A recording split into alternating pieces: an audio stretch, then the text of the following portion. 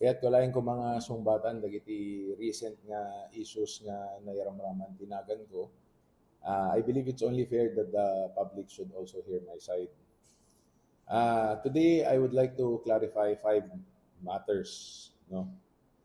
First, regarding the letter sent by Mr. Tungpalan. Second, why we did not file a motion for reconsideration.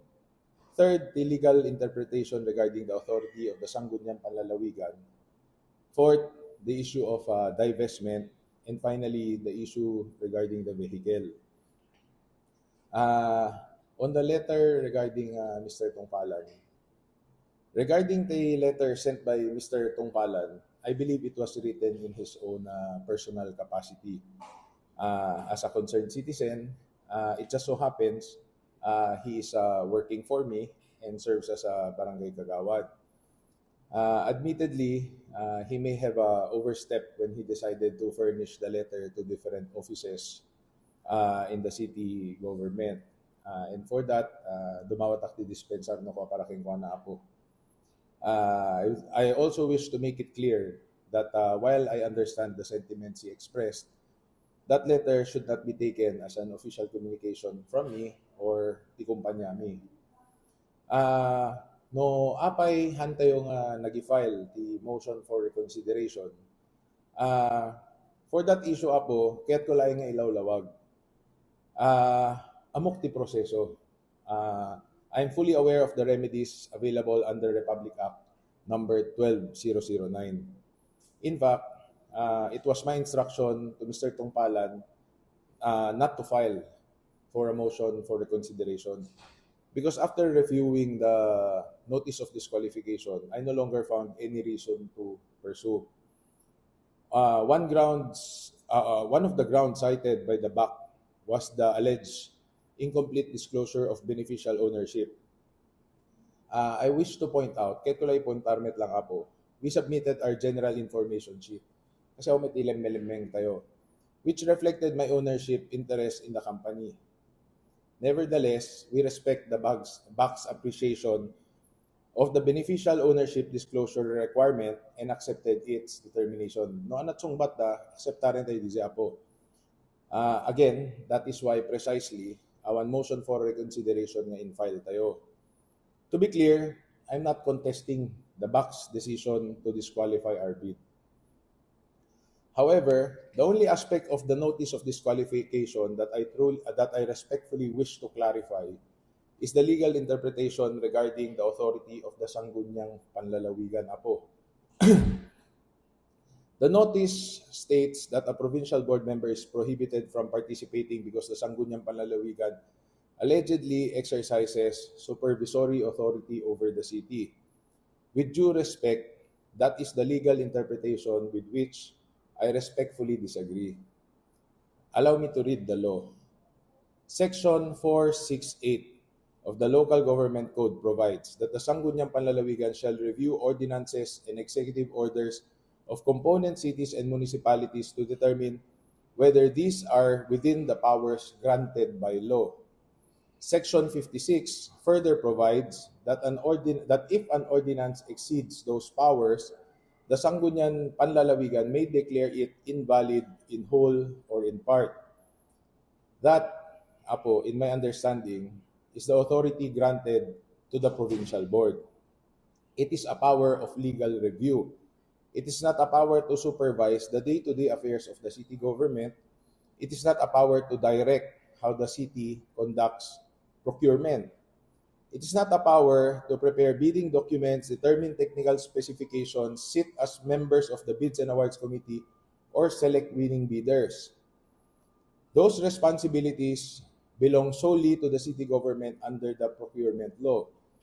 Tapno nalaklak nga maawatan no ko apo, if the provincial board truly exercised supervisory authority in the manner being suggested, then it could dictate how the cities or municipalities spend their budget, what project they undertake, or how they conduct procurement.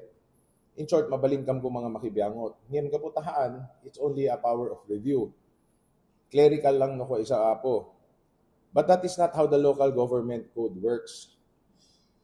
The principle of local autonomy exists precisely because component cities govern their own affairs subject only to legal review provided by law. May isang example apo, DJ Backyard Slaughter Ordinance. Certain provisions were declared invalid because they exceeded what the law allowed. The provincial board did not rewrite the ordinance or substitute its own policy judgment. It simply exercised the legal review entrusted to it by law. Same principle applied to the underground cabling ordinance.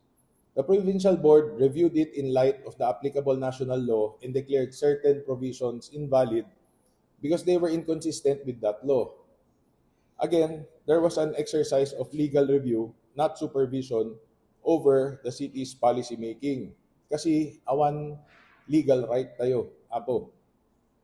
I also wish to point out that the committee report on the supplemental budget does not bear my signature because I was not part of that committee process.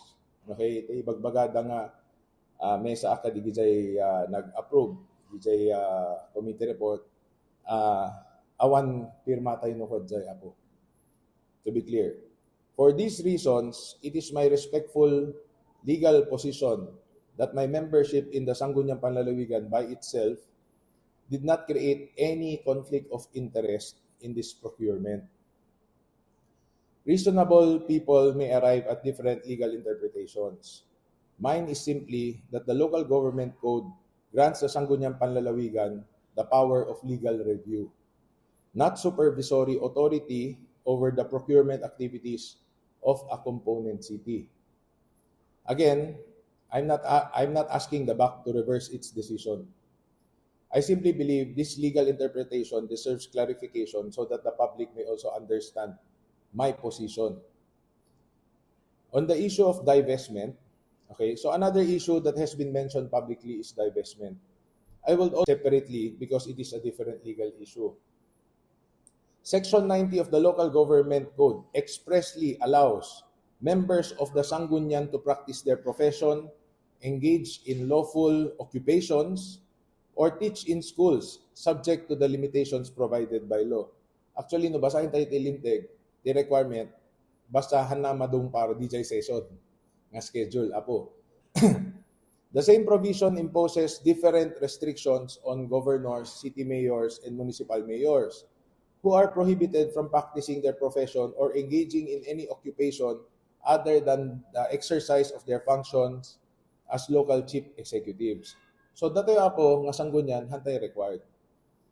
Isu nga hantay nag-divest. For that reason, my understanding is that the local government code itself recognizes this distinction. That does not mean members of the Sanggunian are exempt from procurement laws, conflict of interest rules, or any other applicable law. If there are any allegations under a specific law, then those should be addressed under that law. Okay? So nga duwang nga separate no nga issue dijay. However, napakita tayo metatay, there is no conflict of interest to begin with. Secondly, no panggip divesting, hantay nga required. Nalawag tilinteg. Very specific issue na. Dagiti profession can negosyo mi, ket isuti legal nga pagsanggiran mi, tapno makatulong kadagiti agkasapulan ititulong. As members of the Sangguniang Panlalawigan, we do not have discretionary assistance funds of our own. Many of the people we are able to help are assisted through our own lawful income. Apo, iso nga, hantay talaga nga ag-divest. Never have I thought about divesting. My point is simply that the issue of divestment should not be confused with the legal issue regarding the authority of the Sangguniang Panlalawigan. Regarding detoy, finally, there have also been comments regarding the vehicle's engine displacement.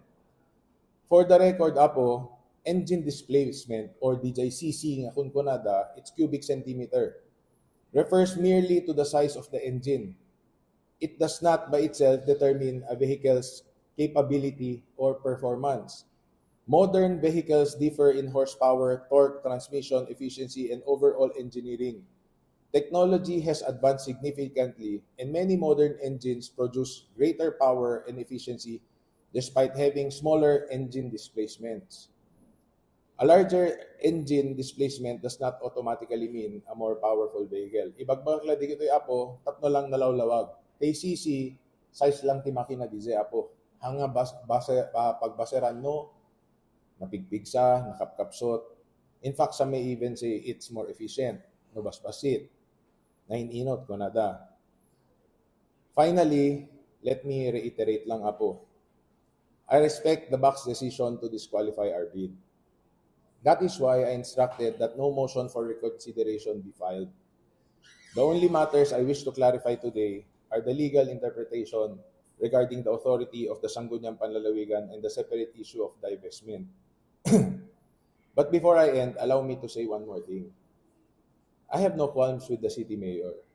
In fact, Tipamatic Apo, I believe we share the same vision. A better Lawag City and a better public service for our people. This has never been about personalities. It has never been about politics.